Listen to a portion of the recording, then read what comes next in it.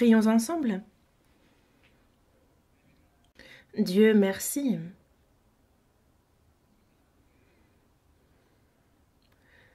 Tu as créé les cieux, la terre, et tu nous enseignes que tu es le Créateur. Merci. Aujourd'hui, nous souhaitons prendre le temps d'apprendre davantage sur ta création. Et aussi, nous souhaitons observer les preuves que tu nous as données, disant que tu diriges l'histoire. Aide-nous à pouvoir apprendre que tu es le Créateur. Ouvre notre cœur. Donne-nous la sagesse et que nous puissions découvrir que tu es le vrai Dieu. Nous confions toutes choses entre tes mains et nous avons prié au nom du Seigneur Jésus en le remerciant. Amen.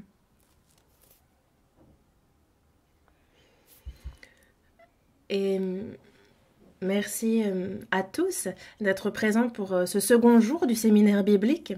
Aujourd'hui,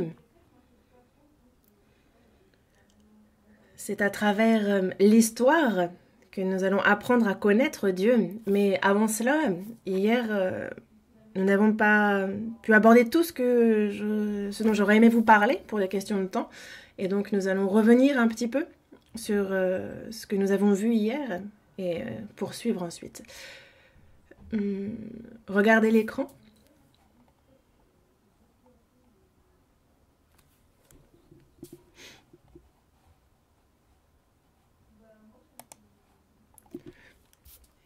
Hier,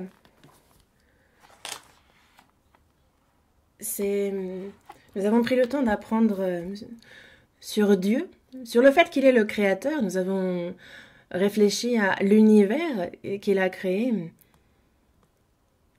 Il créa au commencement les cieux et la terre.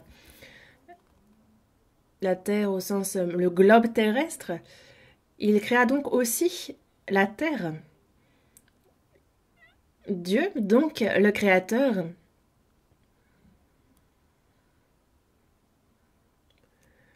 doit laisser des preuves attestant qu'il a créé les cieux, l'univers, tout comme des preuves qui attestent qu'il a bel et bien créé la terre.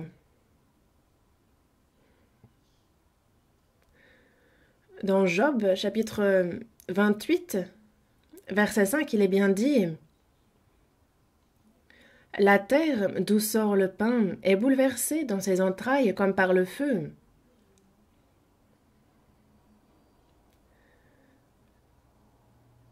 Et c'est vrai qu'à notre époque, on comprend bien ce verset, mais à l'époque de sa rédaction, c'est un verset assez difficile d'accès, difficile à comprendre, parce que nous savons que de la terre sort le pain, mais il est dit des entrailles de la terre qu'elle est bouleversée, comme par le feu.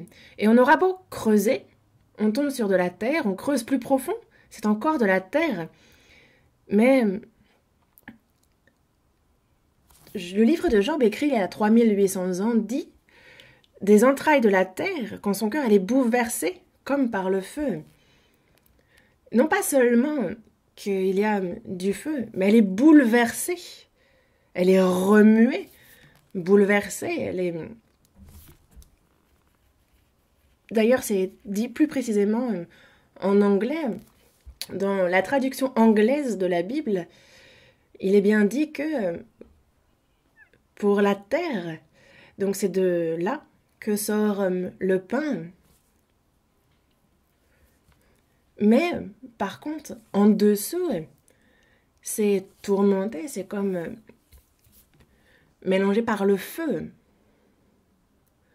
Hop, ça signifie vraiment un mouvement vers le haut, comme une rotation, en fait, comme un mouvement, en fait. Cela tourne, ça va vers le haut, ça tourne du haut vers le bas, du haut vers le bas. Et c'est pour ça qu'on parle de bouleverser. Il y a un mouvement. Et donc, c'est représenté de la manière suivante. En fait, on utilise les ondes sismiques pour sonder la Terre en profondeur. On a donc le noyau. On a le noyau interne comme le noyau externe. Et en fait, ils sont tous deux de fer, mais l'un est solide et l'autre est liquide. Et c'est déjà surprenant, n'est-ce pas? Et on a ensuite le, le manteau. Et le manteau, lui, ça nous rappelle un peu l'œuf et sa coquille, n'est-ce pas? Nous, on vit comme sur une coquille d'œuf. Mais à l'intérieur, les températures sont très élevées.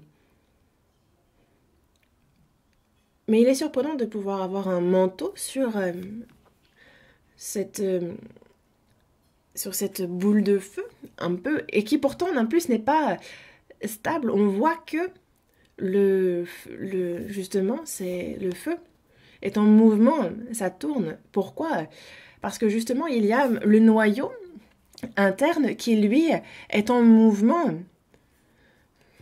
Et donc, cela entraîne un mouvement de rotation aussi dans le noyau externe jusqu'au manteau. Et on voit, ça se traduit par la croûte, par exemple, à travers les séismes. Et c'est vraiment très important. Pourquoi?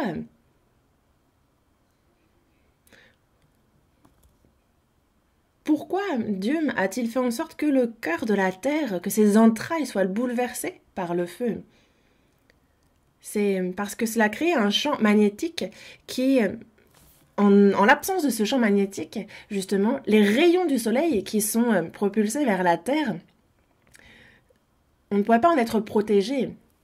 La Terre prendrait feu, n'est-ce pas, s'il n'y avait pas ce champ magnétique terrestre. Et on voit donc le champ magnétique terrestre qui va protéger, qui va faire comme un bouclier. Parce que la Terre est un gigantesque aimant.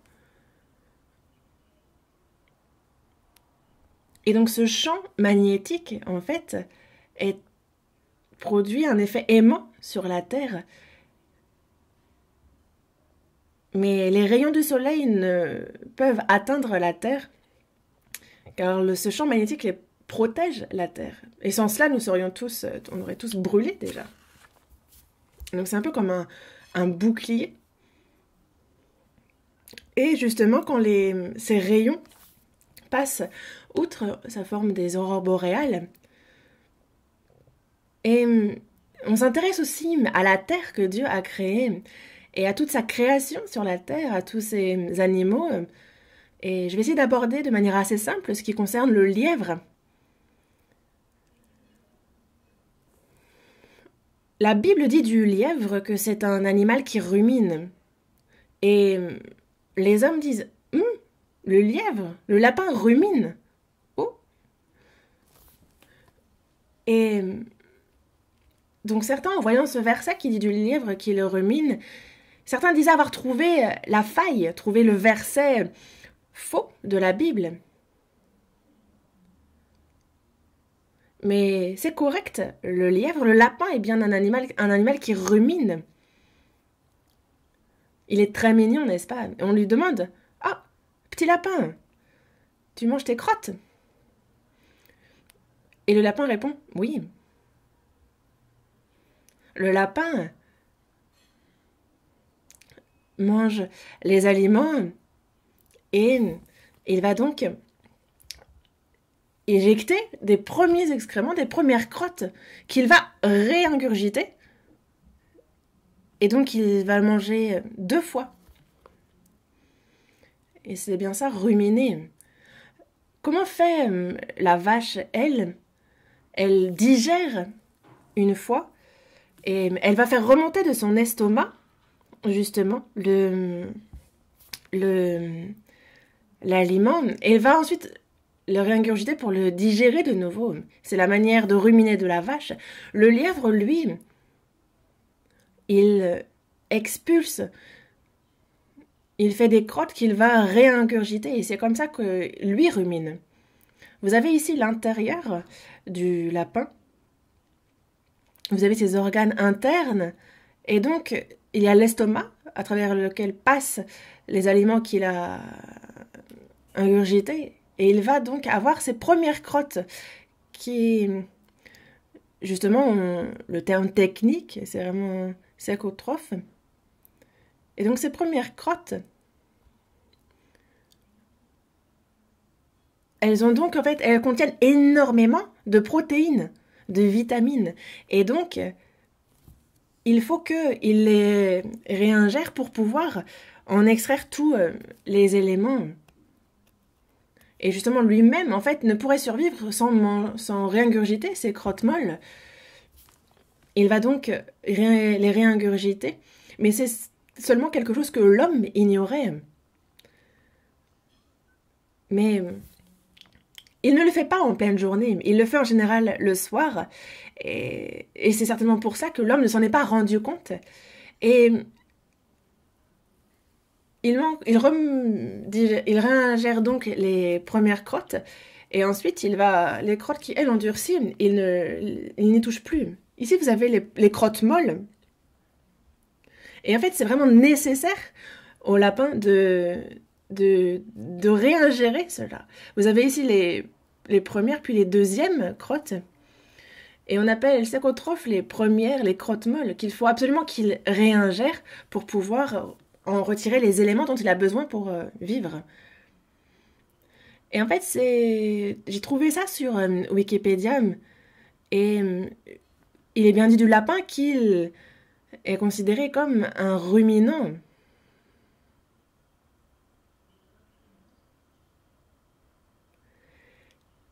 On a aussi les oiseaux créés par Dieu. Et parmi les oiseaux, on va les interroger. Vous avez ici une pie. Et le nid d'une pie, en général, les gens un peu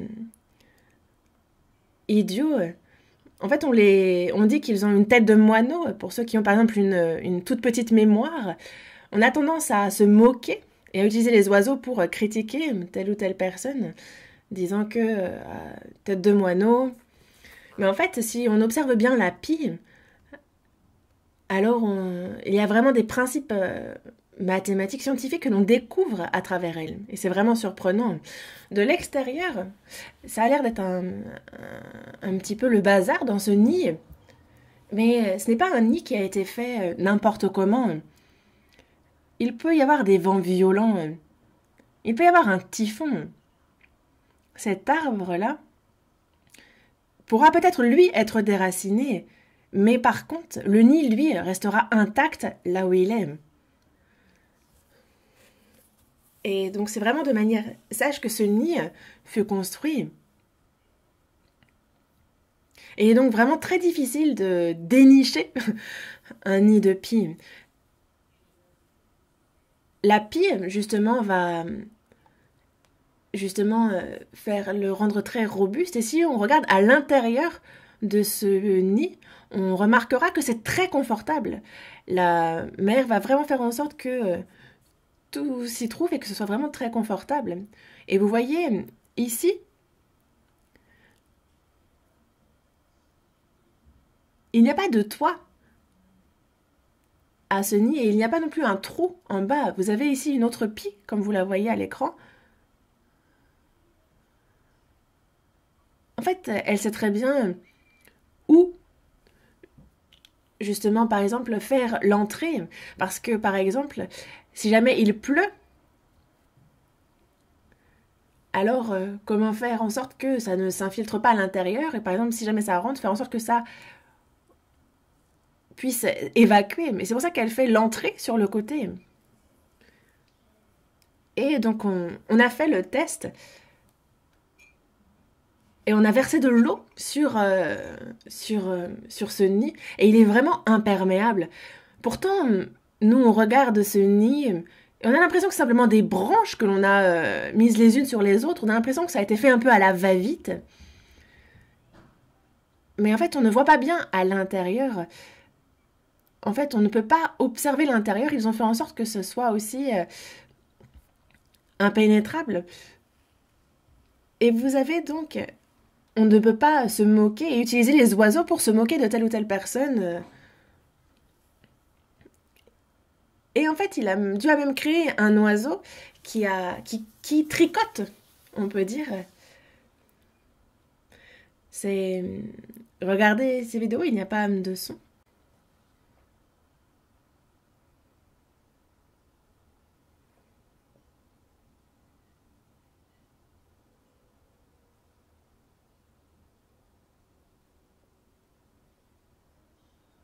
Et en fait, je ne sais pas si vous voyez, mais cet oiseau, il coud.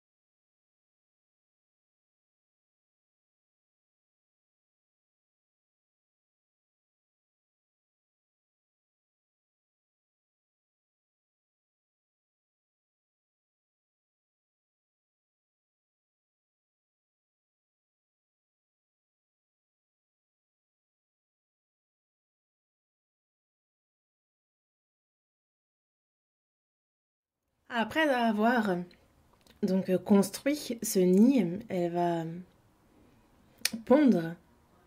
C'est vraiment surprenant, n'est-ce pas? On va voir dans Romains, Épître aux Romains, chapitre 1, verset 20.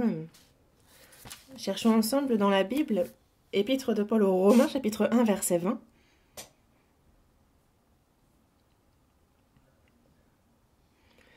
Romains, chapitre 1, verset 20. Lisons tous ensemble. En effet, les perfections invisibles de Dieu, sa puissance éternelle et sa divinité se voient comme à l'œil depuis la création du monde quand on les considère dans ses ouvrages. Ils sont donc inexcusables. Dieu, oui, créa les cieux et la terre. Et il créa aussi tout ce qu'ils contiennent. Et toute sa création, cela comprend les lièvres, les oiseaux, tout ce qu'il créa, tout, toute sa création nous permettent de voir vraiment sa puissance éternelle et sa divinité. Et ce n'est pas quelque chose qu'il a appris à l'école, n'est-ce pas, à coudre ainsi. Nous-mêmes, on a des cours pratiques, et pourtant, il coud bien mieux que moi. Et donc, est-ce que ça s'est fait tout seul, le fait qu'il crée son hymne en cousant ainsi des feuilles? Ou est-ce que c'est Dieu qui a fait qu'il fasse ainsi? Et il en va de même pour la pie. La pie n'a pas non plus étudié comment faire un nid imperméable. La pie a été faite de manière à fabriquer ce nid imperméable. Elle a été faite par Dieu. On va s'intéresser désormais à l'homme. Si vous regardez dans l'écran, dans la Genèse, chapitre 2, verset 7, il est dit que l'Éternel Dieu forma l'homme de la poussière de la terre. Il souffla dans ses narines un souffle de vie et l'homme devint un être vivant. C'est ce qu'il nous dit. Dieu forma l'homme. Il créa l'homme, il le forma de la poussière de la terre. Et ce verset aussi est un fait. Mais comment peut-on affirmer que l'homme est fait de la poussière de la terre. Vous connaissez l'aluminium, n'est-ce pas?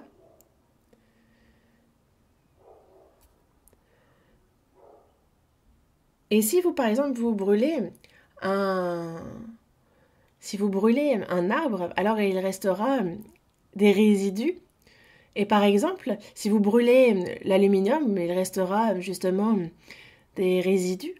Et il en va de même pour le fer. Et aussi pour l'homme. Si on brûle l'homme, alors la seule chose qui reste, c'est de la terre. Lorsque Dieu dit avoir formé l'homme de la poussière de la terre, il dit vrai.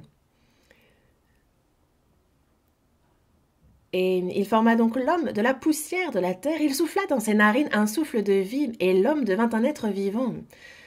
C'est ce que nous dit ce verset, n'est-ce pas? Et on nous parle d'un souffle de vie, on nous parle ici de l'esprit, il forma de la poussière de la terre un corps à l'homme, et il mit une âme et un esprit en l'homme, c'est ce qu'il souffla, et l'homme devint un être vivant. Dans le psaume 139, verset 14, lisons ensemble. « Je te loue de ce que je suis une créature si merveilleuse. Tes œuvres sont admirables et mon âme le reconnaît bien. » Dieu m'a formé, il m'a créé. Et quand je m'examine, quand j'observe, c'est vraiment merveilleux, c'est vraiment admirable. Je suis une créature si merveilleuse. C'est le témoignage rendu. Tes œuvres sont admirables et mon âme le reconnaît bien. Dieu a fait beaucoup de miracles et je le reconnais. Quand on regarde le corps humain, c'est vraiment surprenant. Quand on examine le cœur, vous avez ce cœur qui n'est pas plus grand qu'une pomme.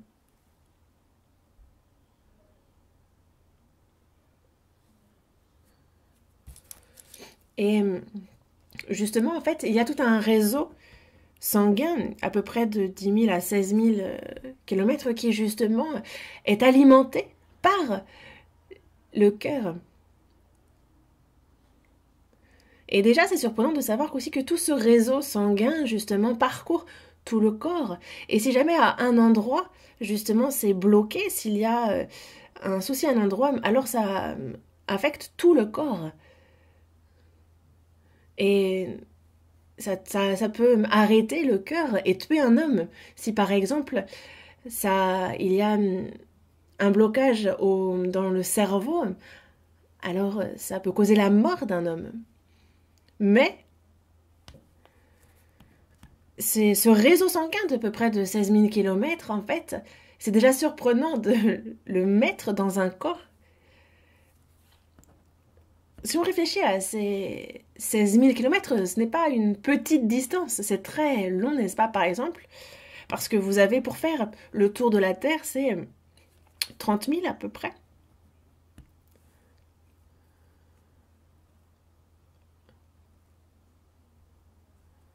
Et avec notre réseau sanguin, on peut faire 3-4 fois le tour de la Terre. Et c'est là où circule le sang. Et ce système ne peut pas s'arrêter, ne serait-ce même qu'une seule seconde. Pourquoi? Parce que ça causerait notre mort.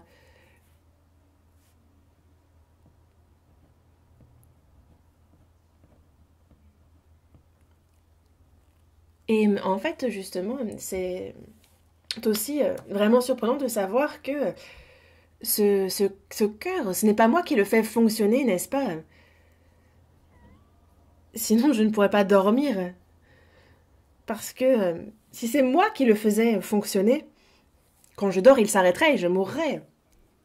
Mais ce n'est pas selon mes ordres, ce n'est pas moi qui commande ce cœur.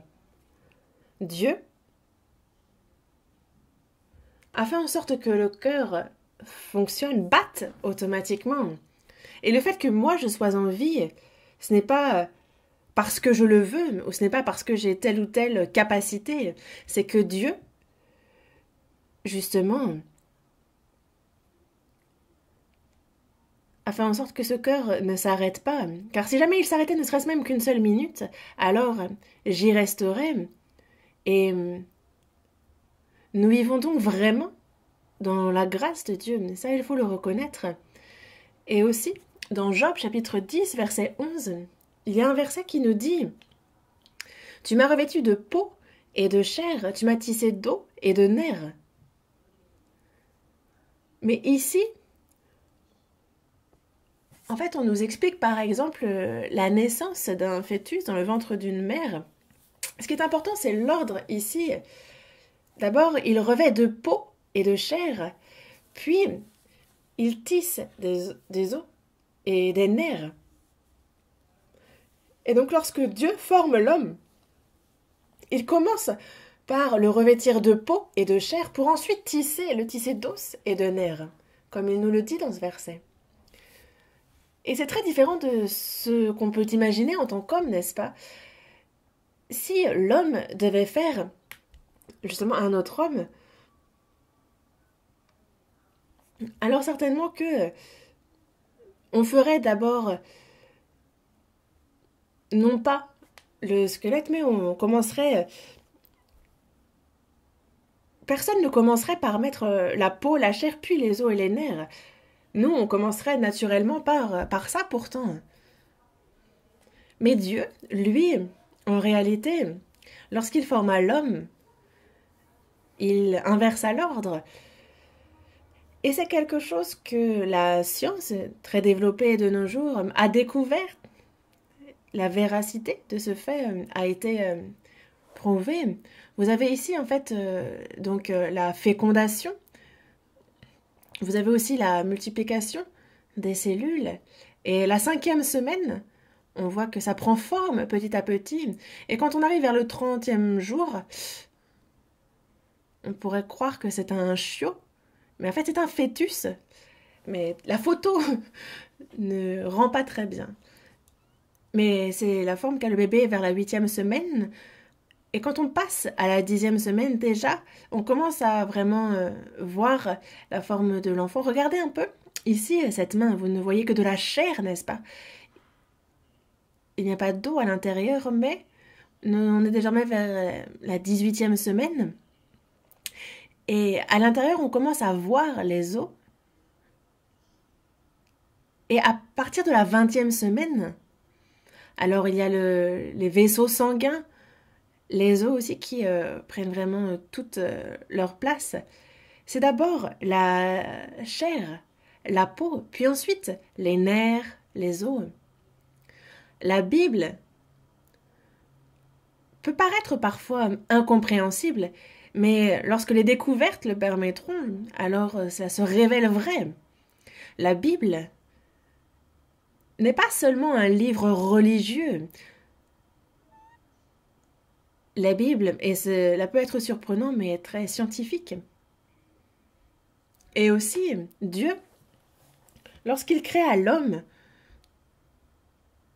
il créa l'homme avec une âme, un esprit. C'est un être, et on l'a lu dans la Genèse chapitre 2, verset 7. Il souffla dans ses narines un souffle de vie, et l'homme devint un être vivant. Et cette vie dont on parle, c'est l'esprit, l'âme. Et dans la première épître aux Thessaloniciens, chapitre 5, verset 23, il est bien dit que l'homme, c'est un être, c'est l'esprit, l'âme et le corps. C'est clairement expliqué de quoi est composé l'homme. Et nous, humains, nous ne sommes pas simplement un corps, non. Nous, hommes, nous sommes un être spirituel qui possède un esprit, une âme. Par existence spirituelle, on entend par exemple Dieu, les anges, et la Bible dit bien que nous avons été formés à l'image de Dieu. Voyons dans la Genèse.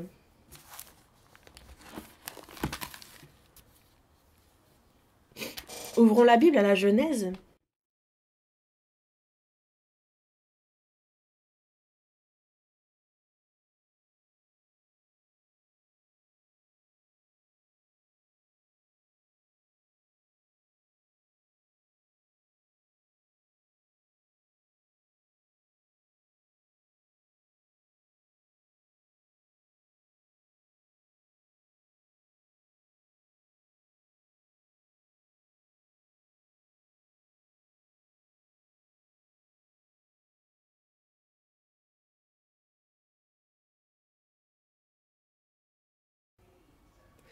Genèse, chapitre 1, verset 27.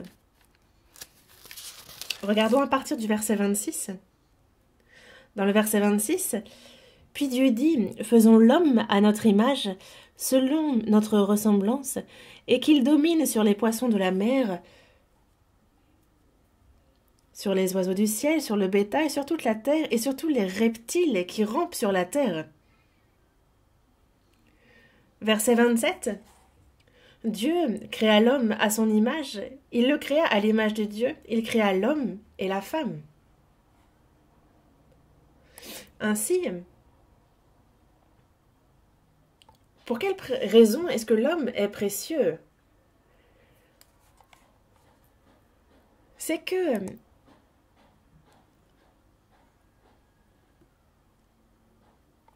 nous ne sommes pas des êtres insignifiants et sans valeur qui, une fois morts, entrent en terre. Nous avons été créés à l'image de Dieu, et donc, comme Dieu, l'homme est un être spirituel. C'est un être spirituel, éternel, et nous avons été créés à l'image de Dieu, par Dieu lui-même, et c'est bien pour cela que Dieu considère l'homme comme étant très précieux. Je suis honorée aux yeux de Dieu. C'est un témoignage qui est rendu dans la Bible aussi. Et donc, nous sommes vraiment des êtres spirituels et précieux aux yeux de Dieu.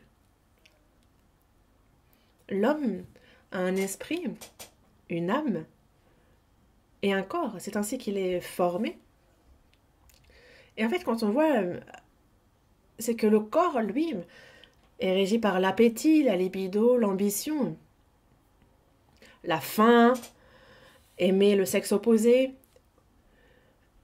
vouloir justement être des promotions, être haut placé. L'âme, elle, se charge plutôt de la partie amour, connaissance, idéologie. Le fait d'aimer telle ou telle personne, c'est une demande de l'âme. Et en fait, le fait de connaître quelque chose est lié justement aussi au domaine de l'âme. Et aussi par, justement, on a le côté idéologie et tout ça, c'est ce qui relève de l'âme. Mais l'âme est quelque chose que les animaux possèdent aussi. Et par contre, il n'y a qu'une seule chose que l'homme possède et pas l'animal, c'est l'esprit. Les animaux ne cherchent pas Dieu, il n'y en a aucun qui cherche Dieu. On peut leur enseigner à prier. Ils pourront, pourtant, par exemple, prenez le singe, il ne priera pas réellement, il pourra imiter la position, mais c'est tout. L'homme, lui, a vraiment un cœur qui cherche Dieu. Et ceux qui se disent athées, ceux qui disent ne pas chercher Dieu, sont tout de même ceux qui le cherchent. Par exemple, ils le chercheront peut-être juste avant de mourir. Mais l'homme a justement recherche Dieu. Et on peut trouver des tribus qui n'ont pas peut-être d'écrit, de langue écrite, mais par contre, il n'y en a aucune qui n'est pas de Dieu.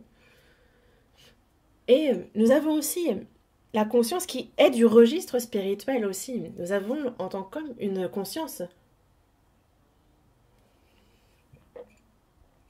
Et l'esprit va aussi désirer. Il y a la pensée de l'éternité, ce désir d'éternité. Et pourtant, nous vivons, 70 ans, tout au plus 80.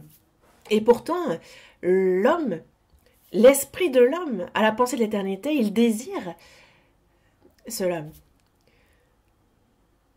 Et par exemple, si nous étions des êtres qui paraissent peu de temps et disparaissent sans laisser de traces, alors ce serait tellement vain. Mais nous sommes des êtres spirituels qui, justement, ne paraissent pas pour un temps, mais qui demeurent éternellement. La question est de savoir où on passe notre éternité. Est-ce dans le royaume des cieux? Pour cela, il y a une relation avec Dieu qu'il faut rétablir. Et c'est ce qui pourra nous combler, nous contenter parfaitement. Mais l'homme, justement, a cette pensée de l'éternité, cet esprit qui est chez tout homme. Dans Romains chapitre 1, verset 19, on va le lire tous ensemble. Car ce qu'on peut connaître de Dieu est manifeste pour eux, Dieu le leur ayant fait connaître.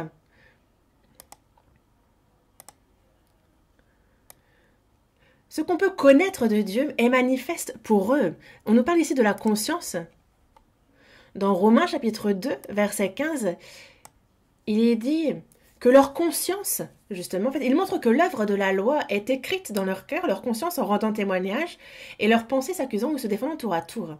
On nous parle ici de la conscience, mais on voit que cette conscience s'accuse. Elle accuse les pensées, elle défend aussi. Et la conscience, quand elle dit, elle accuse, elle dit, ah, toi, tu as mal fait, n'est-ce pas? Toi, tu n'as pas... Là, tu as bien fait. En fait, les deux. Elle accuse, elle défend en même temps selon qu'on ait fait le bien ou le mal. Et si j'ai commis une faute, mais qu'il n'y a personne qui m'ait vu, il y a pourtant un petit quelque chose qui me parle et qui me dit, toi, t'as fait une bêtise. Même si personne ne t'a vu, toi, tu devras payer le prix de tes actes. En fait, il y a cette petite voix, n'est-ce pas, que l'on entend. Et alors qu'il n'y a personne alentour, lorsque l'on fait une mauvaise action, alors on va quand même regarder à droite, à gauche, on va observer les environs, de peur qu'il y ait quelqu'un. On vérifie qu'il n'y a bien personne. Et c'est bien la conscience qui nous pousse à un tel comportement.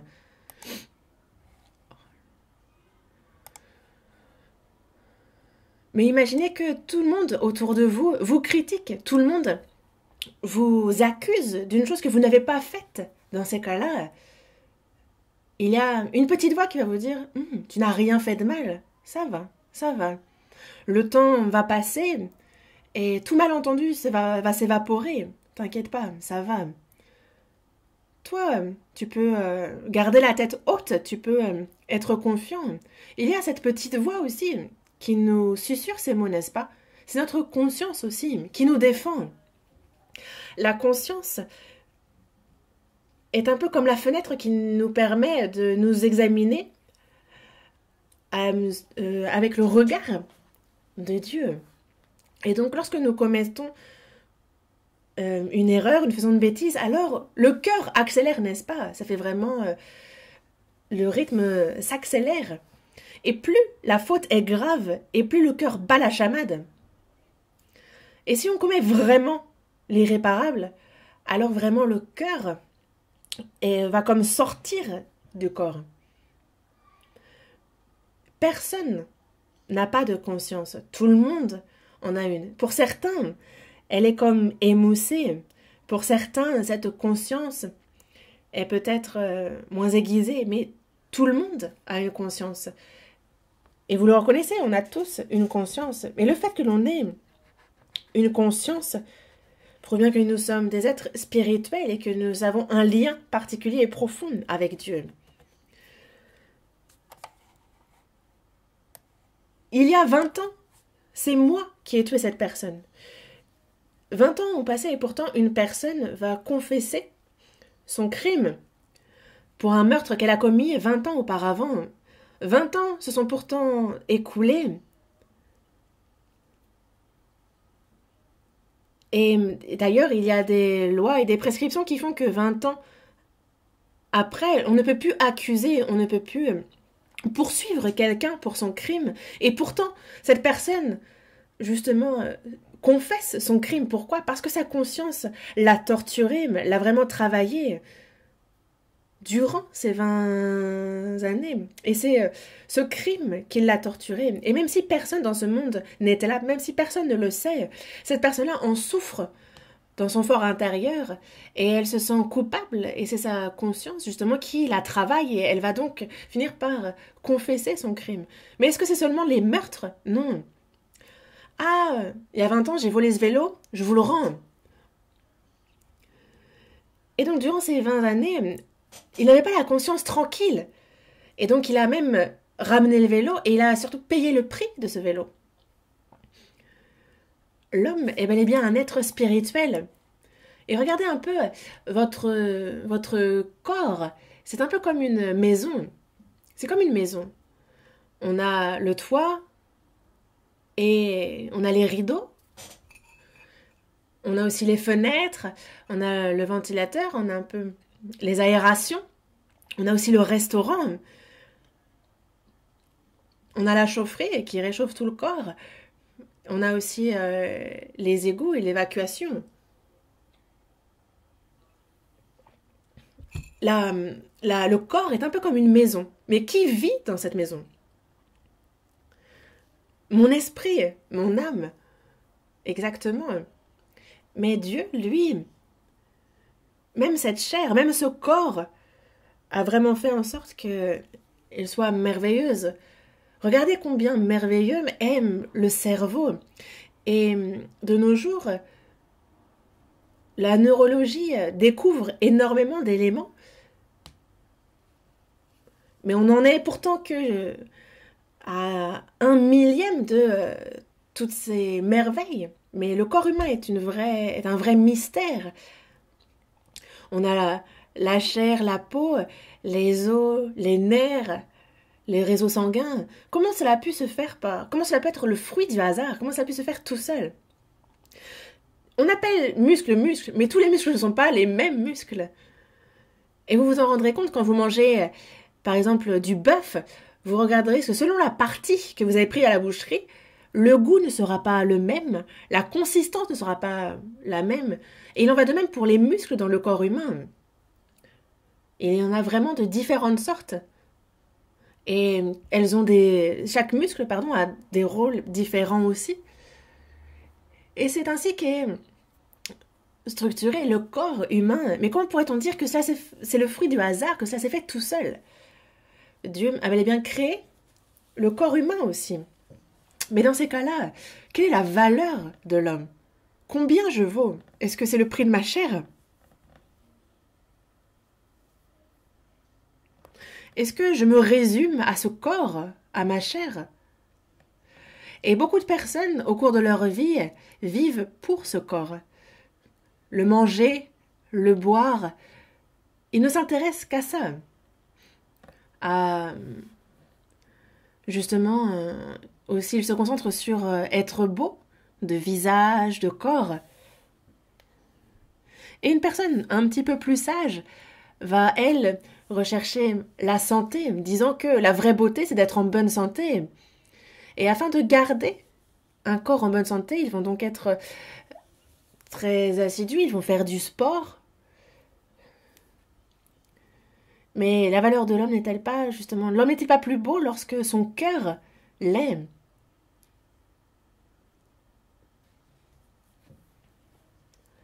Où se trouve la valeur de l'homme?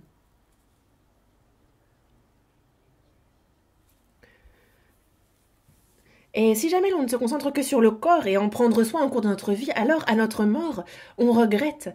Car c'est quelque chose pour lequel, si on verse tous nos efforts, si on se donne à fond pour cela, lorsque l'on meurt, ça retourne à la terre. Il nous est bien dit que la poussière retourne à la poussière. Et donc toute personne, lorsqu'elle décède, retourne à la poussière. Et c'est pour ça qu'une personne sage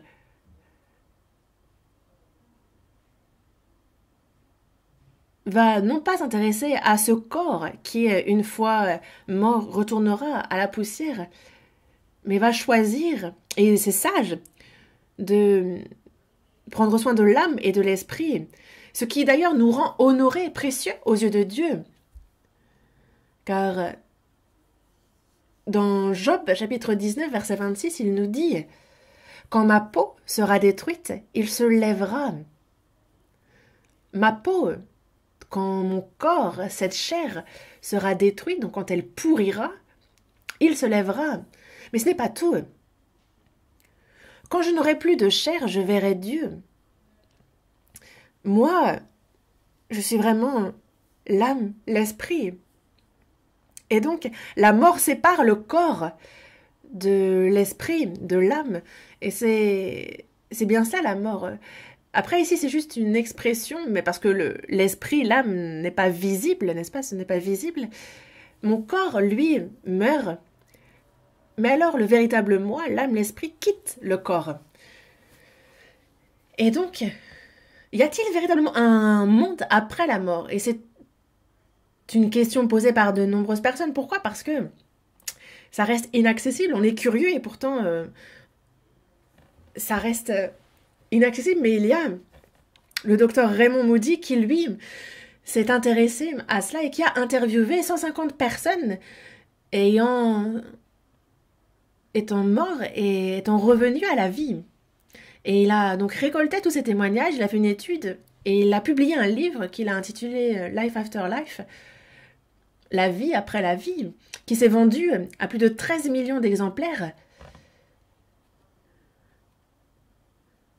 Il existe donc bel et bien un monde après la mort. Et on a Maurice Rawlings aussi, qui lui est un professeur aussi, qui a écrit un livre intitulé Le monde après la mort. Et lui est un médecin spécialiste dans les maladies cardiovasculaires, les maladies cardiaques. Et il interviewe justement des cas aussi. Et il a publié un livre qui s'appelle To Hell and Back, donc revenu de l'enfer, pourrait-on dire. Et il a réuni donc des témoignages qu'il a publiés. Et il dit que dans ces témoignages, certains ont bien dit que la mort, nous étions bel et bien morts, mais nous étions comme vivants. C'est le témoignage rendu par chacun. Et disait qu'il y avait comme un tunnel et comme une lumière au bout de ce tunnel. On a ici donc 63 personnes qui ont fait un arrêt cardiaque et qui ont fait cette expérience et ont rendu témoignage qu'ils sont morts et plusieurs jours après ils sont revenus à la vie. Et ils disent, après la mort, il y a un autre monde. Et aussi, c'est un article publié dans un journal coréen. Mais on voit que justement, c'est plusieurs millions de personnes qui ont connu cette expérience de vie après la mort. Aux États-Unis, on est à plus de 500 000 personnes qui ont fait plus de 500 millions de personnes qui ont fait cette expérience. Et c'est vraiment surprenant. Mais dans Jacques, chapitre 2, verset 26, il nous est bien dit que comme le corps sans âme est mort, de même la foi sans les œuvres est morte. Lorsque l'âme quitte le corps, c'est bien cela, la mort. Le corps désormais ne peut plus survivre. La poussière dont on nous parle ici, c'est notre corps. Le corps, lui, la chair retourne à la terre, alors que l'esprit, lui, donc l'esprit, l'âme, ne disparaît pas. Elle retourne à Dieu qui l'a donnée. Et donc, dans Ecclésiaste chapitre 12, dans le verset 10, il dit bien qu'il nous faut nous souvenir de notre Créateur avant, justement, de retourner à lui. Pourquoi se souvenir de notre Créateur, donc de Dieu, avant de retourner à lui? Parce que c'est lorsque nous sommes vivants sur cette terre et selon les choix que nous faisons de notre vivant que sera décidé si nous allons passer notre éternité au ciel ou en enfer. Et donc cette âme, cet esprit, c'est le véritable moi. Et lorsque je meurs, je suis séparée du corps qui n'est que l'enveloppe et je retourne à Dieu qui m'a créé. Il faut donc qu'avant que nous ne mourions, nous nous souvenions de notre Créateur. Et parce que, justement, l'homme est un être spirituel, alors il est important de savoir que le monde spirituel, le ciel, l'enfer, existe aussi bel et bien. J'étudie la Bible et je me rends compte qu'il n'y a pas d'erreur, que c'est bel et bien la parole de Dieu. Si les faits s'avèrent, alors on peut savoir que concernant l'enfer et le royaume des cieux, c'est également vrai. Et donc, on peut aussi savoir qu'ils existent. Et vous, où allez-vous passer votre éternité? Où voulez-vous vivre éternellement?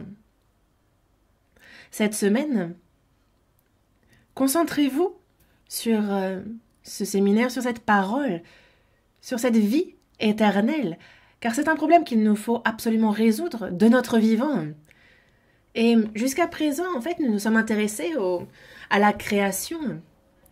Mais cette Bible, la grande majorité de la Bible parle de faits historiques. Et on peut bien dire que la Bible, c'est aussi un peu l'histoire de l'humanité vue selon Dieu. Et on a déjà vu aussi, par exemple, l'histoire mondiale. On a vu aussi l'histoire de chacun des pays. Et nous pouvons savoir, par comparaison avec la Bible, très rapidement que ça correspond. Voyons dans Ésaïe. Ésaïe, chapitre 41.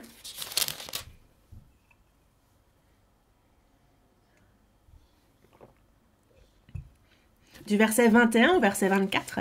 Ésaïe, chapitre 41, du verset 21 au verset 24.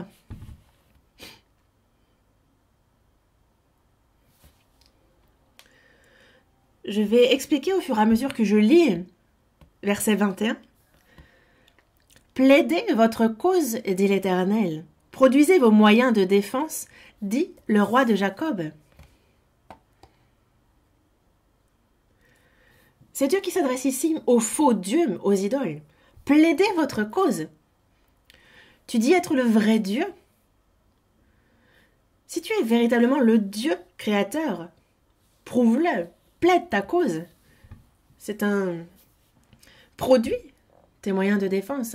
Et vous savez très bien qu'au tribunal, ce n'est pas le plus fort, ce n'est pas celui qui crie le plus fort, ce n'est pas celui qui parle le plus qui gagne un procès. Mais lorsqu'il y a des preuves formelles qui sont apportées, alors la personne peut gagner le procès. Et c'est bien pour ça que tu dis, plaidez votre cause, produisez vos moyens de défense. Mais qu'est-ce qui peut bien être des moyens de défense? Dans le verset 22, justement, qu'il déclare ce qui doit arriver. Prophétise, déclare donc ce qui doit arriver dans l'histoire de l'humanité alors que cela n'est pas encore arrivé. Quels sont les... Justement, qu'il déclare ce qui doit arriver. Quelles sont les prédictions que Jésus vous avez faites?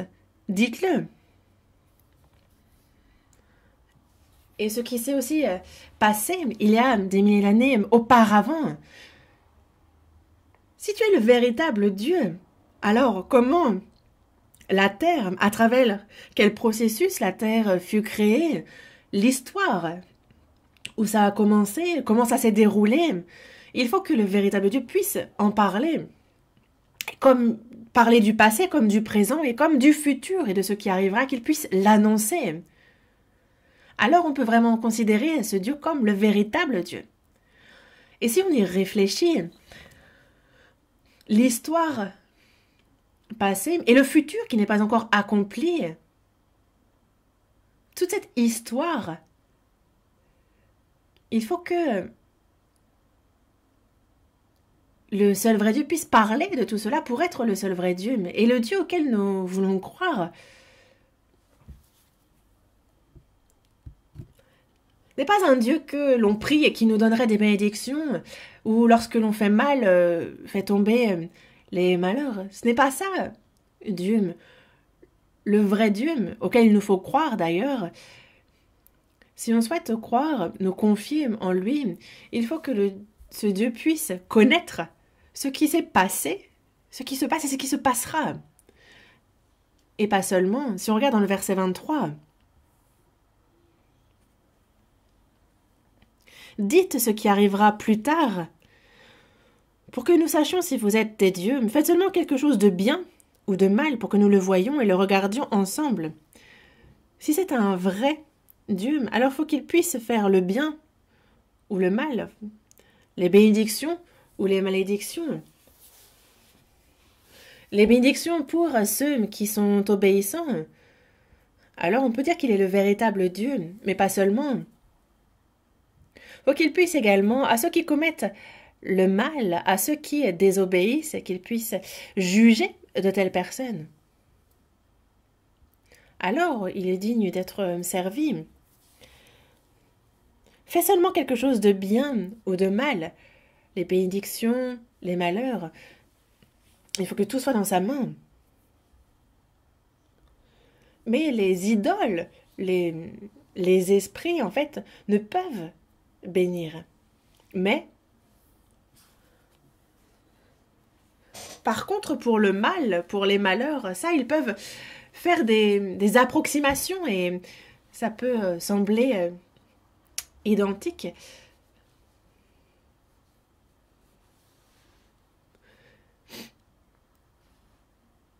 Et par exemple, ils imitent, mais il y a justement ce mal, il y a ces catastrophes, ces désastres qui arrivent et qui vont pousser d'autres à croire en de telles idoles.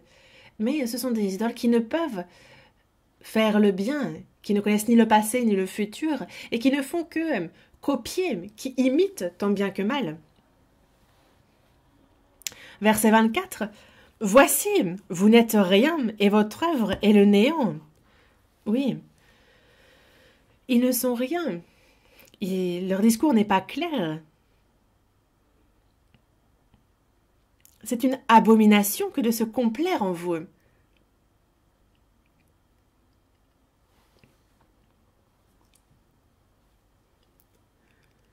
Et c'est vrai qu'il serait idéal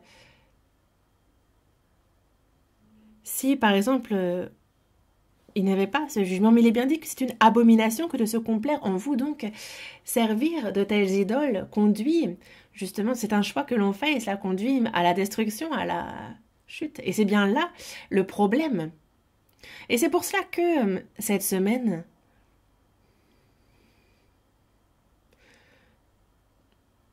nous allons nous intéresser à rencontrer le seul vrai Dieu. Genèse chapitre 3. Genèse chapitre 3.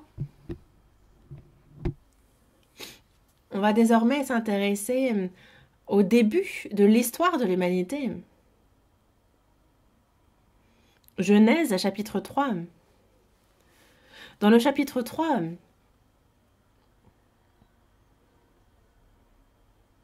on nous parle des premiers hommes, d'Adam et d'Ève.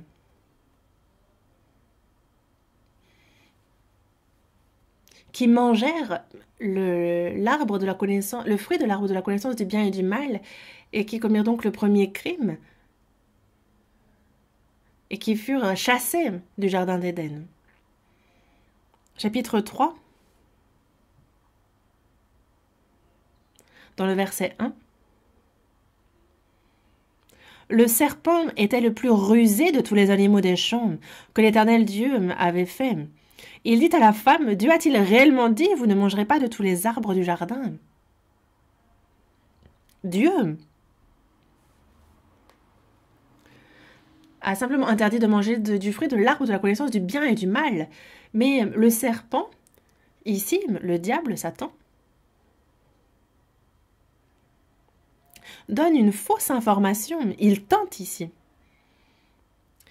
Dieu a-t-il réellement dit, vous ne mangerez pas de tous les arbres du jardin? Il rend la femme confuse en présentant Dieu comme étant quelqu'un qui restreint. Verset 2. La femme répondit au serpent, nous mangeons du fruit des arbres du jardin. Elle connaît plus ou moins précisément la parole. Verset 3. Mais quant au fruit de l'arbre qui est au milieu du jardin, Dieu a dit, vous n'en mangerez point. Jusque-là, elle a raison, vous n'en mangerez point.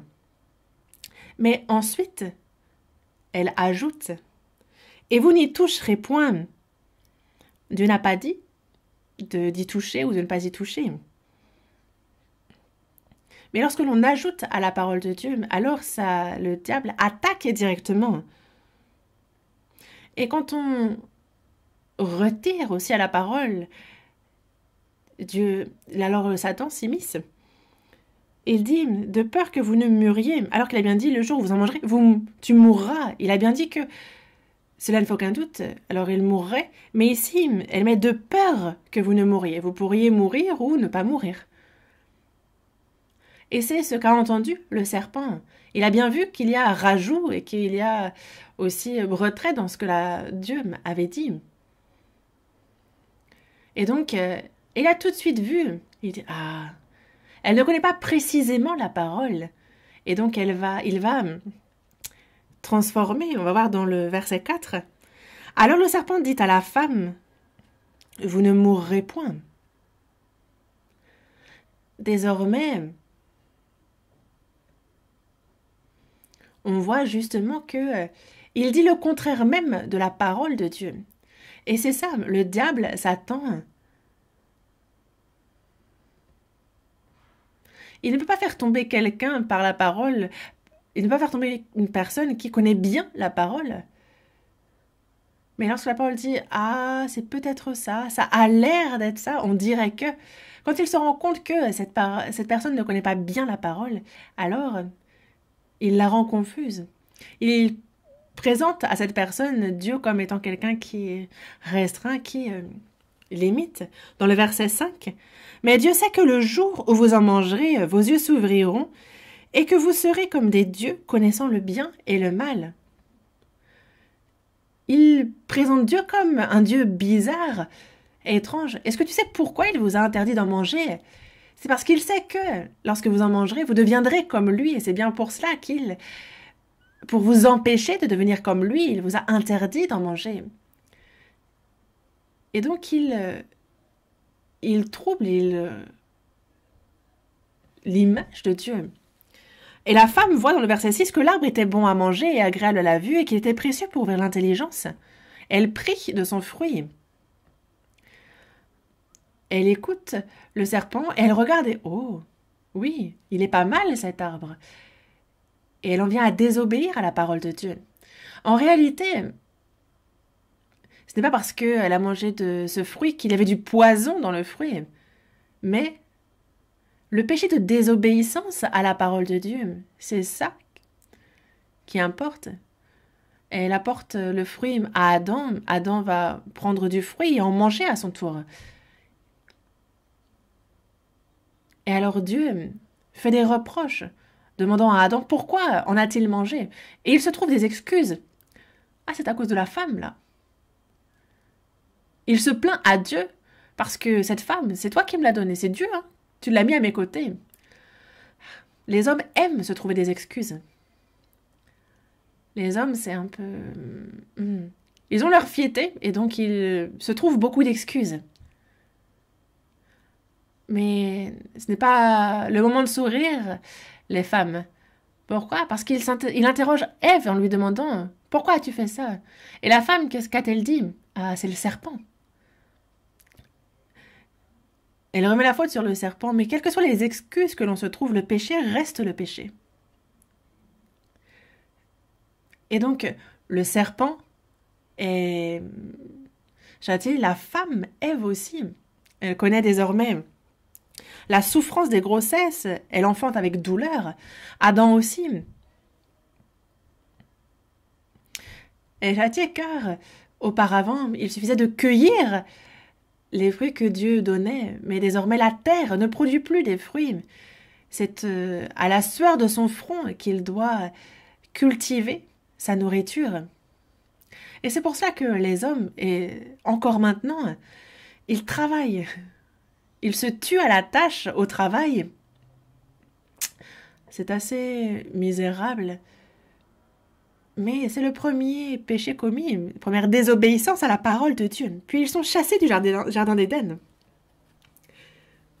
C'est écrit dans la Bible. Mais on peut se demander si c'est vrai. Le jardin d'Éden a-t-il véritablement existé? C'est important.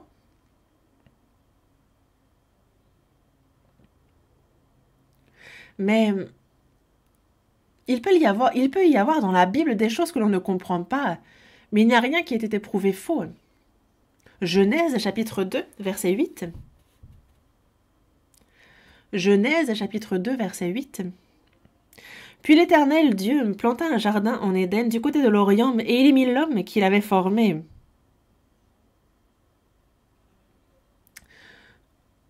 Dieu forma le jardin d'Éden sur cette terre. Et c'est quoi l'adresse du jardin d'Éden? On le voit dans le verset 9. Dans le verset 10, pardon, un fleuve sortait d'Éden pour arroser le jardin. De là, il se divisait en 4 bras. On voit que il y avait un fleuve qui se divisait en 4 bras. Dans le verset 11, il est dit, le nom du premier est Pichon. Dans le verset 13, le nom du second fleuve est Gihon. Dans le verset 14, on va lire le verset 14 ensemble. Le nom du troisième est Hidékel, c'est celui qui coule à l'orient de la Syrie. Le 4e fleuve, c'est l'Euphrate.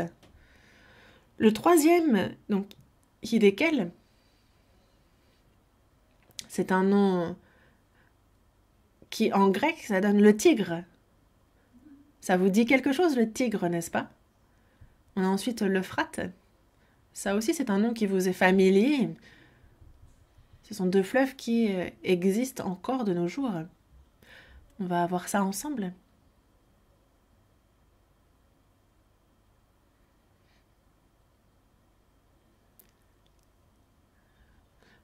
Regardons à l'écran.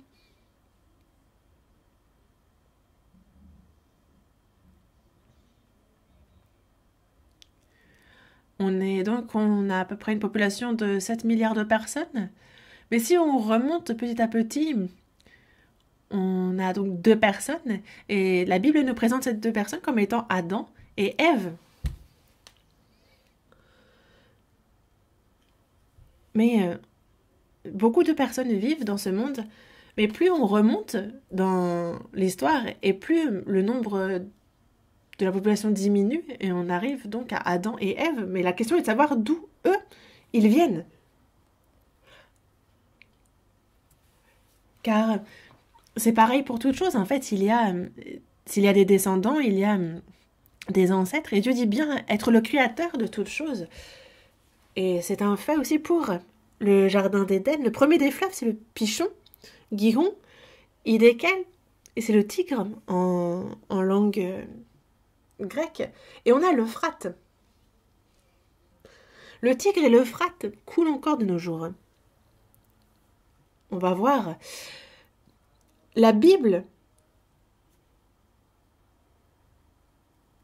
justement, en fait, c'est un peu comme des écrous qui s'enclenchent bien concernant le passé, le présent, le futur, au point que l'on ne peut nier la véracité de la Bible.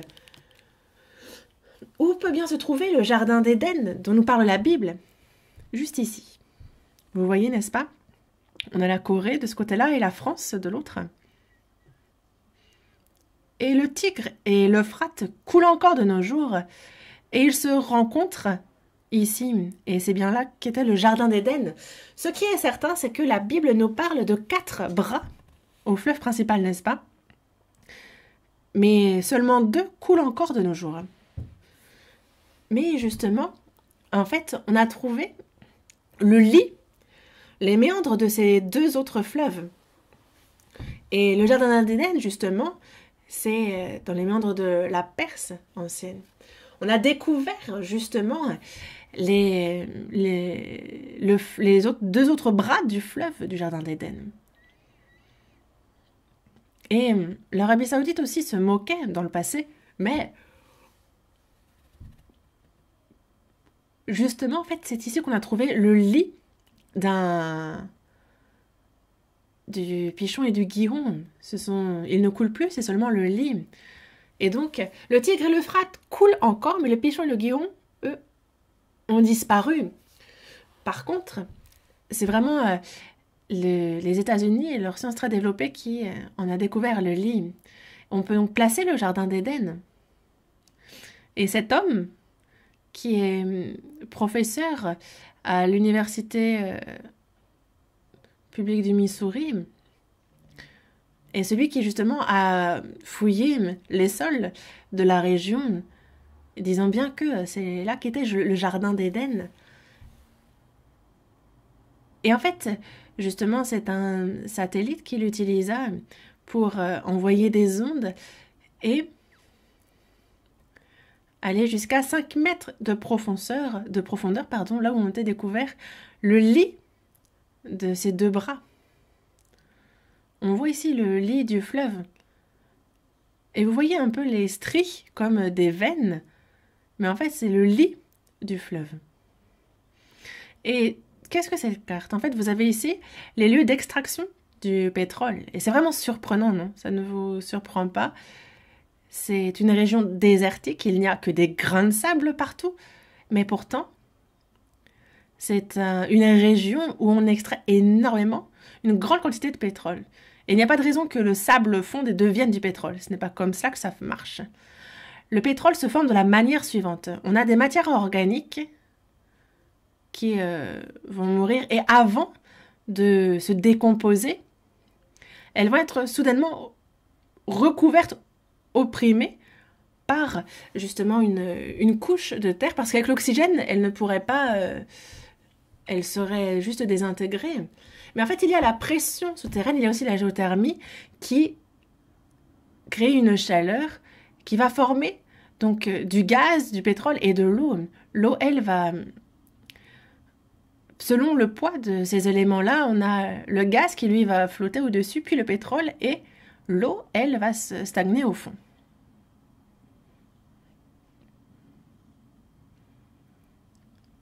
Et donc, justement, si on perce, il y a le gaz qui, lui, s'échappe. Et lorsque vous regardez les pompes à pétrole, lorsque l'on extrait le pétrole, vous avez peut-être déjà vu ça, justement, le gaz s'échapper. Peut-être que vous avez déjà vu cette scène, je pense, cette grosse fumée qui sort. Ici, vous avez une machine qui fait de l'huile. Vous avez ici des graines de sésame qu'on met dans la machine. Alors, justement, on va embraser la base. Cela va faire une chaleur. On va exercer une pression au-dessus. Et alors, on va avoir ensuite de l'huile. Et c'est le même principe qui est utilisé pour l'huile d'olive que vous mangez dans vos salades. Vous avez, en fait, justement, on brûle et on exerce une pression sur le sésame qui va donner de l'huile. La question est de savoir où est passé ce jardin d'Éden. Le jardin d'Éden, comme il est dit dans Ézéchiel, chapitre 31, verset 18, il fut précipité avec les arbres d'Éden dans les profondeurs de la terre. Éden fut précipité dans les profondeurs de la terre. Et c'est bien ce qui nous est dit. Et parce qu'il fut précipité dans les profondeurs de la terre, c'est pour cela que l'on peut extraire dans cette région beaucoup de pétrole. Même si actuellement c'est recouvert de sable, fut un temps où, dans cette région, c'était de la verdure flamboyante, c'était florissant. Et comme Dieu le dit, par contre, ce jardin fut précipité dans les profondeurs de la terre. On en a les preuves. Et c'est un fait. L'épreuve c'est le pétrole en soi, le fait que on va avoir une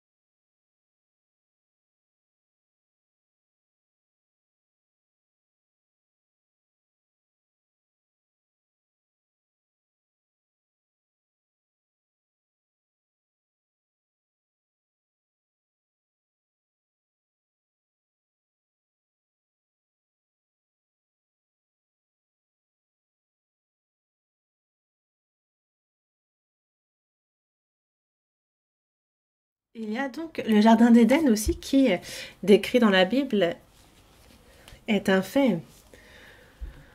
On a Adam et Ève qui mirent au monde des enfants et ils remplirent la surface de la terre. Et donc on a vu le nombre des hommes se multiplier sur la terre. Mais il y a une chose à laquelle il nous faut réfléchir.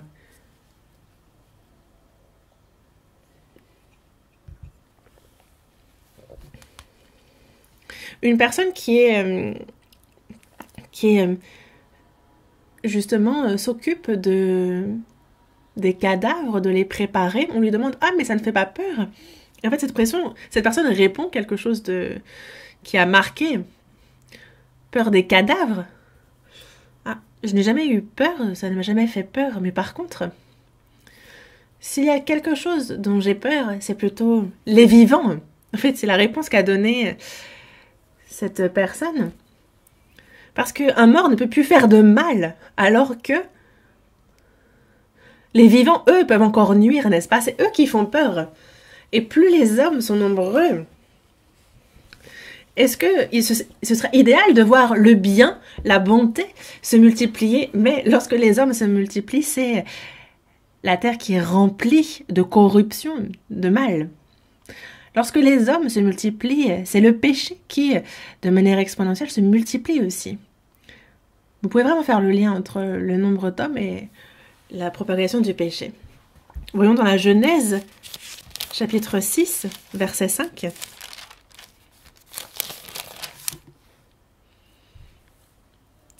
Genèse, chapitre 6, verset 5. L'Éternel vit que la méchanceté des hommes était grande sur la terre et que toutes les pensées de leur cœur se portaient chaque jour uniquement vers le mal. Dieu dit bien que la méchanceté était grande sur la terre, dans le verset 7. L'Éternel dit « J'exterminerai de la face de la terre l'homme que j'ai créé. » Dieu a décidé de juger cette terre. Verset 13. Dans le verset 13, alors Dieu dit à Noé, « La fin de toute chair est arrêtée par devers moi. » Dans le verset 14, il dit « Fais-toi une arche de bois de gopher, tu disposeras cette arche en cellules, et tu l'enduiras de poids en dedans et en dehors. Voici comment tu la feras. L'arche aura 300 coudées de longueur, 50 coudées de largeur et 30 coudées de hauteur. Tu feras à l'arche une fenêtre que tu réduiras à 1 coudée en haut. Tu établiras une porte sur le côté de l'arche et tu construiras un étage inférieur, un second et un troisième. » Avant de juger la terre, Dieu appelle Noé et lui donne les plans de l'arche qui permettra le salut des hommes. Mais les hommes se méprennent concernant Dieu, s'imaginant que il est vraiment sans pitié de juger la terre par les eaux et de tous les faire périr. C'est le discours que l'on peut entendre dans la bouche de certaines personnes, mais c'est se méprendre concernant Dieu. Dieu patiente encore et encore, et lorsqu'il arrive au bout, lorsqu'il voit l'homme qui ne se repent pas, alors il n'a d'autre choix que de juger ces hommes. Mais malgré cela, malgré les erreurs commises par les hommes et leurs crimes, parce que Dieu aime les hommes, il planifie, il prévoit leur salut. À l'époque de Noé, il indiqua comment construire l'arche. Mais il y eut pourtant des hommes qui ne le suivirent pas et qui avançaient toujours dans la corruption, dans le péché, et qui ont connu ce jugement et ont péri. Verset 18. « Mais j'établis mon alliance avec toi, tu entreras dans l'arche, toi et tes fils, ta femme et les femmes de tes fils avec toi. » On parle ici de ceux qui sont montés dans l'arche, verset 19. « De tout ce qui vit, de toute chair, tu feras entrer dans l'arche 2 de chaque espèce pour les conserver en vie avec toi. Il y aura un mâle et une femelle. » On voit aussi les animaux, un mâle, une femelle, qui montent dans l'arche également. Verset 20. « Des oiseaux selon leur espèce, du bétail selon son espèce, et de tous les reptiles de la terre selon leur espèce, 2 de chaque espèce viendront vers toi pour que tu leur conserves la vie. » c'est vraiment... on voit les animaux par paire, un mâle et une femelle, qui entrent d'eux-mêmes dans l'arche. Et les hommes ont vu cette scène. Mais malgré le fait qu'ils aient été témoins de cette scène, ils ne sont pas eux-mêmes montés dans l'arche. Verset 22. C'est ce que fit Noé. Il exécuta tout ce que Dieu lui avait ordonné. Ainsi, il construit l'arche selon les plans donnés par Dieu, et il monta dedans comme l'avait demandé Dieu. Dans la Genèse, chapitre 7, verset 10, « 7 jours après, les eaux du déluge furent sur la terre. »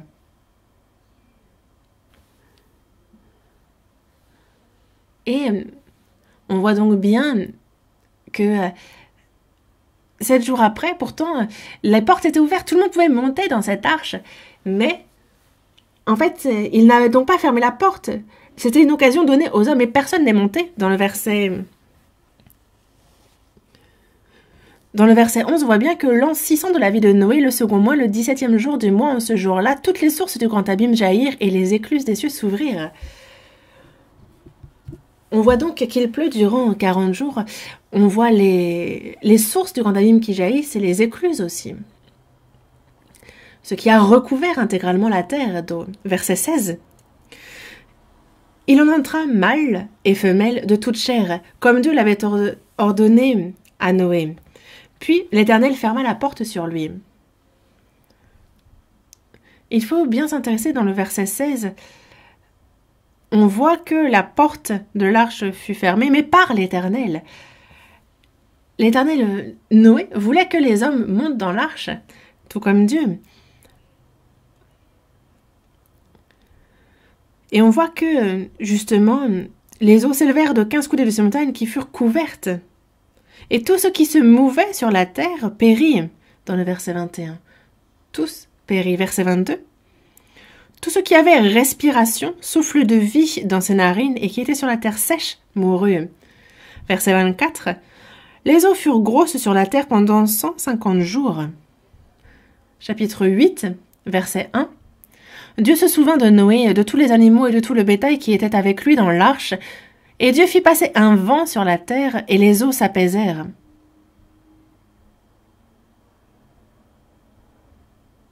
Il y a donc un vent que Dieu fait souffler, et les eaux s'apaisent, verset 3. Les eaux se retirèrent de dessus la terre, s'en allant et s'éloignant, et les eaux diminuèrent au bout de 150 jours. Et le 7e mois, le 17e jour du mois, l'arche s'arrêta sur les montagnes d'Ararat. Souvenez-vous des montagnes d'Ararat et regardez l'écran.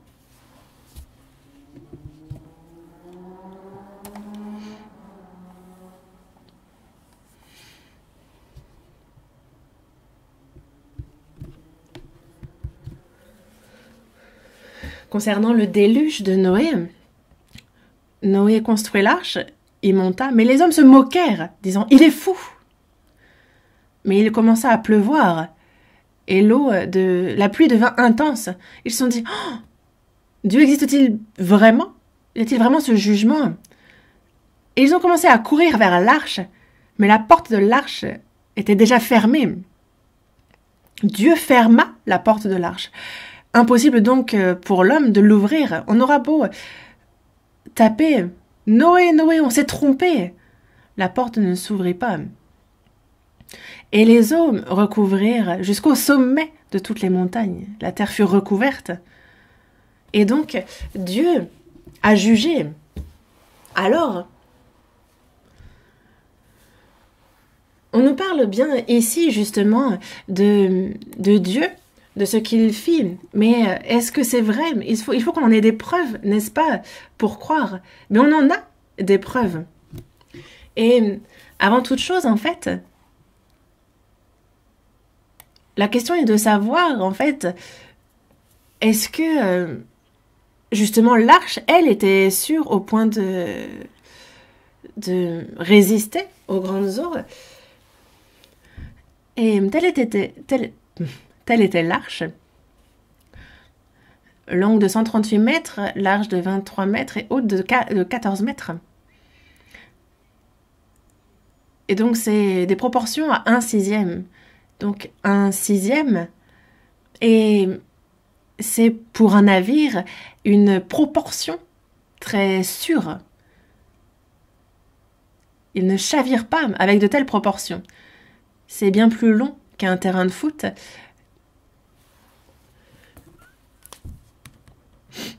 Et des tests ont été faits, justement, une maquette au modèle réduit à 1/50. Et les résultats de ces essais est que ce n'est pas seulement un navire sûr, mais surtout parfait. Sûr au point de résister à des vagues de 40 mètres de hauteur et d'une qualité vraiment excellente, au-delà même de toutes les constructions navales qu'on a connues et qui sont à la pointe pourtant. Et donc cette proportion, ce rapport 6-1 est vraiment important pour la sécurité. Et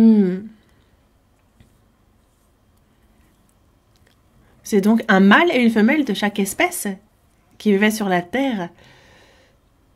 Mais même tous à bord, cela ne remplissait qu'un tiers de la contenance de l'arche. Comment est-ce que le calcul fut possible?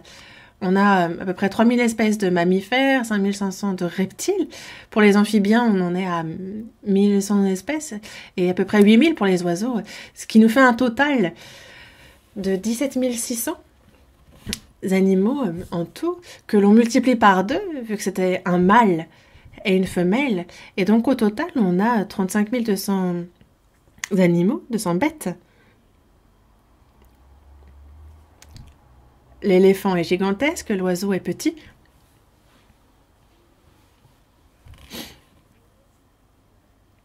Et donc en fait, on a surtout essayé de trouver une moyenne en taille, en poids, et on a pris le mouton et on a dit à peu près qu'on arrivait à des proportions de 125 280 moutons, et cela ne remplissait donc qu'un tiers de la contenance possible de l'arche. Donc on aurait pu en mettre bien plus. Et aussi, y a-t-il des preuves que la Terre fut recouverte par les eaux intégralement? On va s'élever un peu et monter au sommet des montagnes. Est-ce qu'on a des preuves? On a des montagnes élevées sur tout le globe et toutes portent des traces de ce déluge.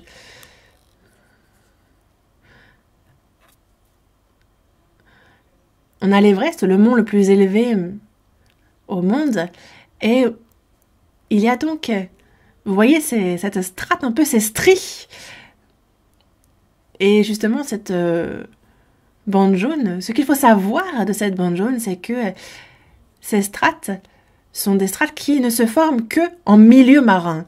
Qu'est-ce qu'on veut dire par là? C'est que même l'Everest fut à un moment immergé pour que ces strates se forment.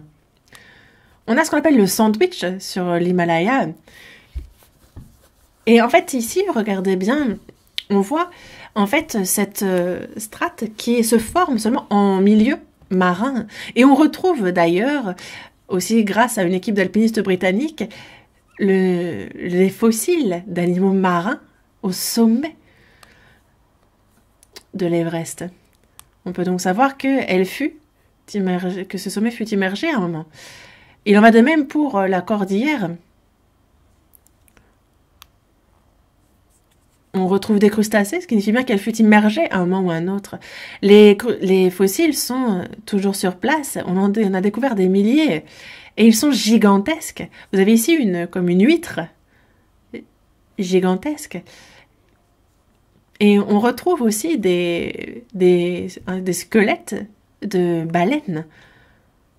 Comment trouver des coquillages, des crustacés, des baleines au sommet des montagnes? Il n'y a pas de raison qu'ils y soient allés pique-niquer.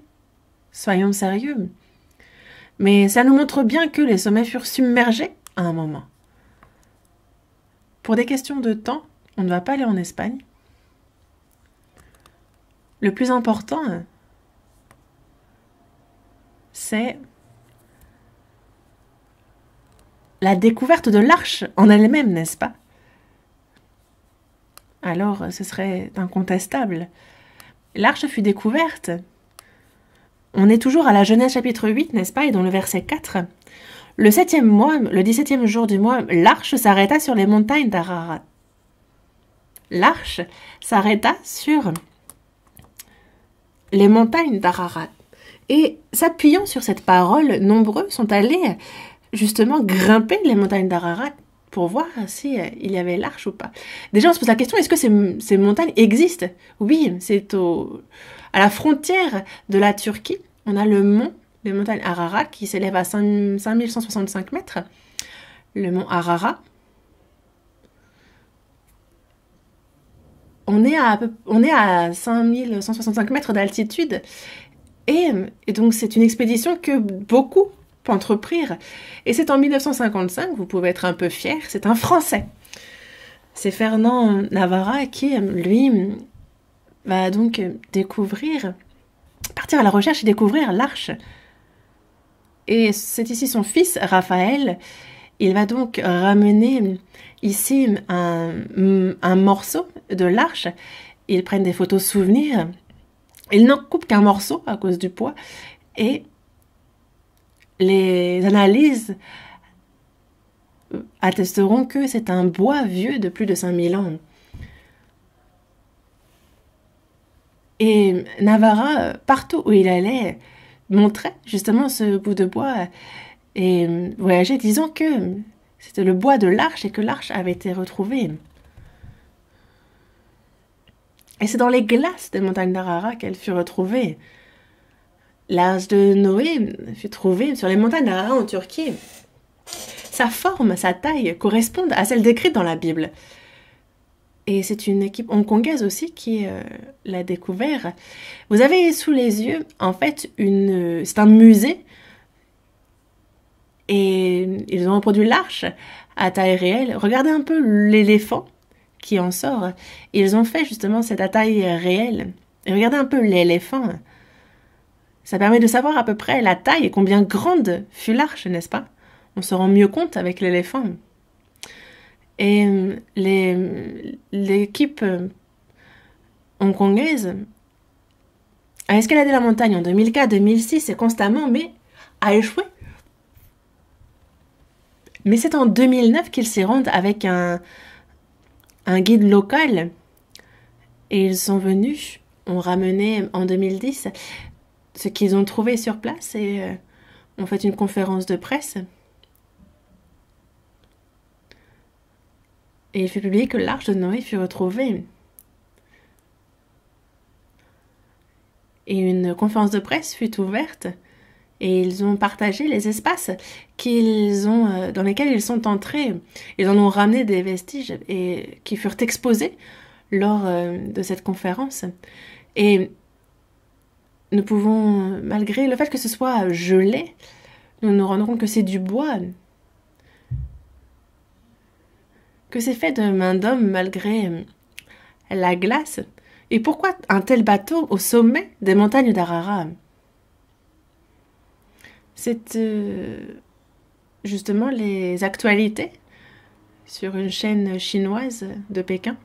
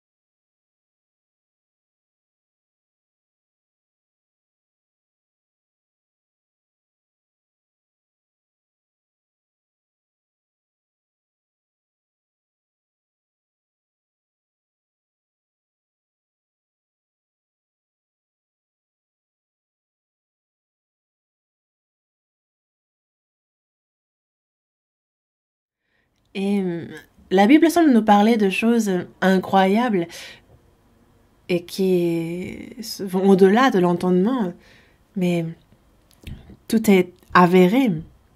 Et plus nous étudions la Bible, et plus nous pouvons voir combien elle est précise sur l'histoire. Il y a des preuves pour tout. La Bible est la vérité. Nous manquons de temps, mais c'est important.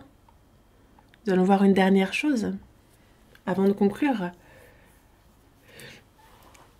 Le déluge de Noé est un fait et il y a un enseignement que l'on peut tirer de ce qui s'est passé. Adam et Ève furent les premiers hommes et ils se sont multipliés. Et c'est en proportion que le péché lui aussi s'est multiplié. Dieu jugea donc la terre par les eaux. Le monde entier fut recouvert des hommes et en même temps du péché. Dieu n'eut pas d'autre choix que de juger par les eaux. Mais ce que Dieu fait, c'est qu'il ouvre les portes de l'évangélisation et c'est encore le cas maintenant. Par ces choses, le monde d'alors périt. Mais par la même parole, les cieux et la terre d'à présent sont gardés et réservés pour le feu, pour le jour du jugement et de la ruine des hommes impies. Et cela s'applique également maintenant. Le monde est rempli d'hommes, n'est-ce pas? Et lorsque l'homme remplit ce monde, c'est le péché qui le recouvre aussi. Mais cette fois-ci, c'est le jugement par le feu que Dieu a résolu de faire tomber. Les mondes ont rempli cette terre, les hommes ont rempli cette terre, mais le péché aussi. Dieu annonce et nous avertit à l'avance qu'il y aura le jugement par le feu. Regardez autour de vous et vous vous rendrez compte que les vivants font bien plus peur que les morts. C'est un fait. Les hommes sont les êtres les plus terrifiants. Dieu patiente encore et encore, et au temps fixé, il juge. Et nous, quel genre de personnes faut-il que nous soyons?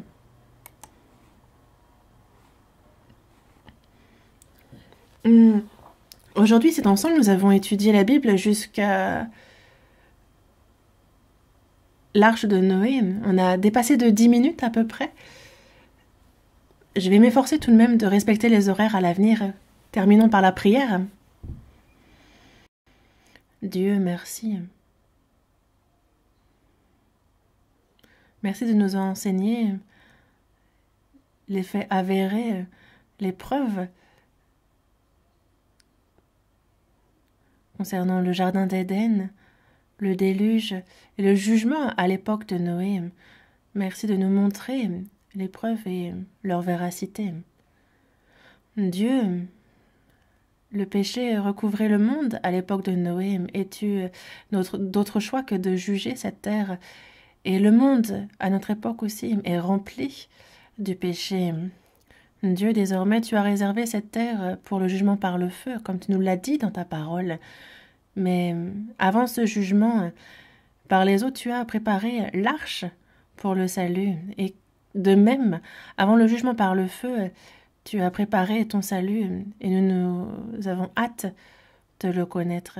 Que tout le monde puisse participer jusqu'au bout et que ce salut que tu as préparé pour les hommes, que nous puissions le recevoir tous et que nous puissions tous nous rendre dans ton royaume. Nous te remercions d'avoir été avec nous jusqu'à présent. Nous avons prié au nom du Seigneur Jésus. Amen.